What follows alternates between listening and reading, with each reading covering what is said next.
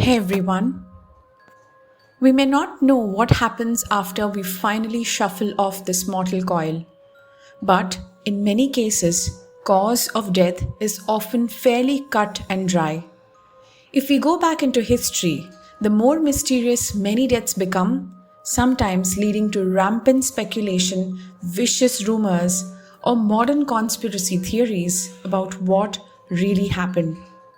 Today, let's know about some of the most mysterious deaths that has taken place in history.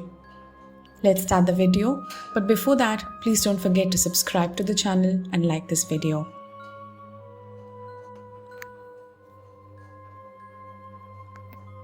Macedonia's Alexander the Great died on June 13th in the year 323 BCE after a 2-week-long illness that left him weak to the point of losing his power of speech. It was strange enough that the previously healthy 32-year-old king would expire so suddenly. Stranger still was that for about 6 days after his death, Alexander's body reportedly showed no signs of decomposition, which his supporters took as proof of his divinity.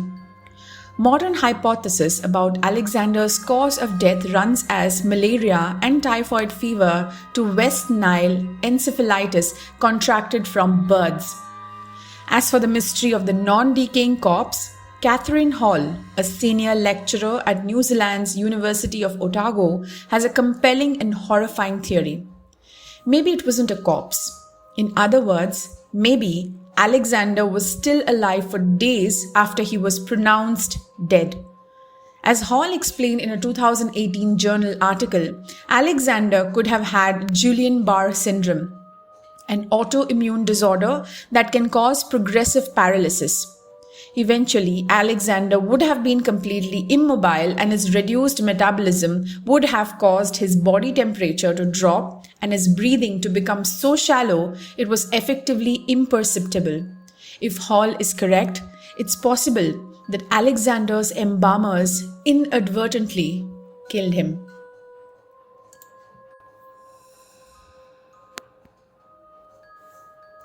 Whether he was a mystic or a charlatan, Gregory Rasputin was successful in gaining the confidence of the Russian royal family. But his rapid rise to power created deadly enemies. The story of Rasputin's assassination in 1916 has become legendary due to how difficult he was to actually kill. He was fed cyanide-laced cakes and wine, and when that failed, he was shot multiple times. But he still wouldn't die, so his murderers tied his wrists and threw him into the Neva River.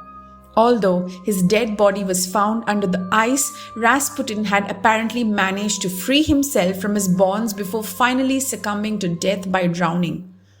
The problem with the story of Rasputin's paranormal ability to defy death is that it's a story.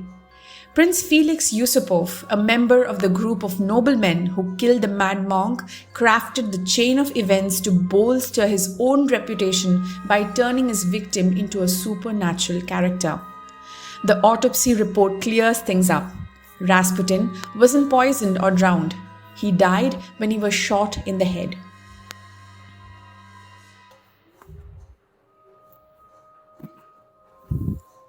If Edgar Allan Poe wanted to perpetuate one last enduring mystery before he died, he would succeed.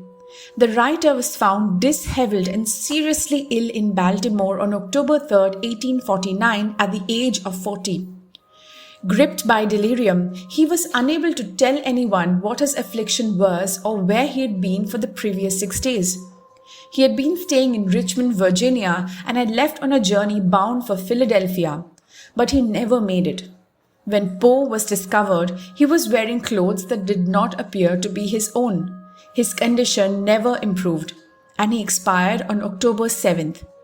The attending physician declared that Poe had been suffering from phrenitis, or a brain congestion, a term that was sometimes used as a euphemism for excessive drinking. Ever since, historians have battered around ideas on his fate that Poe might have been plied with drink and forced into repeatedly voting in an election scheme, a fraud known as scooping that was common in Baltimore at the time. Or perhaps he was felled by rabies after petting an infected cat. The fact that Poe's medical records disappeared only added to the mystery. In 1937, accomplished aviator Amelia Earhart attempted to circumnavigate the globe with navigator Fred Noonan. Near the end of their journey on July the 2nd, they took off from New Guinea en route to Howland Island, but they never arrived. The most popular and plausible theory is that the plane ran out of fuel and crashed into the Pacific Ocean, killing both Earhart and Noonan. A huge search was conducted, but the plane and its occupants were never found. Although sonar technology has recently detected an aircraft-shaped object in the location where they are believed to have crashed. The uncertainty surrounding Earhart and Noonan's fates has led to widespread speculation about what might have happened. Another says that Earhart was actually a spy who was captured by the Japanese and then returned to the US to live under an alias. Yet another suggests that the pair died in Japanese captivity. There's no conclusive proof for any of these theories. It can be hard to separate the art from the artist when the artist has separated himself from his own ear. While Dutch post-impressionist painter Vincent van Gogh is one of the most celebrated in history, his personal travails have often overshadowed his canvas works. In 1888, Van Gogh used a sharp tool to cut off his ear, possibly due to an undiagnosed mental health condition. On July 27, 1890, Van Gogh, who had been painting in a wheat field more than a mile away, stumbled into the inn where he was staying in Auvers-sur-Oise, France, with a gunshot wound in his torso. He died 2 days later. As with his head mutilation, many believe Van Gogh's fatal injury was self-inflicted. His doctor, Paul Gachet, wrote to Van Gogh's brother that the artist had wounded himself. Van Gogh, who had previously tried to die by suicide via poisoning, also said that he had shot himself. In 2011, authors Stephen Naffey and Gregory White Smith suggested that a 16-year-old boy named René Secretan shot Van Gogh by accident. According to this theory, Van Gogh claimed he shot himself so the teen wouldn't face prison. The gun was never recovered.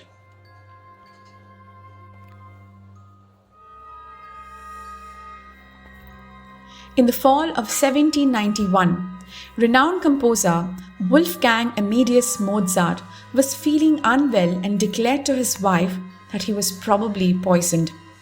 He soon recovered and dismissed the notion, but by November 20th, he was so ill with a fever, rash, swelling and vomiting that he became bedridden, and on December 5th, he took his last breath. The records that shows his reason for death was severe miliary fever, a vague term that referred to a bumpy rash, and this left the door wide open for speculations.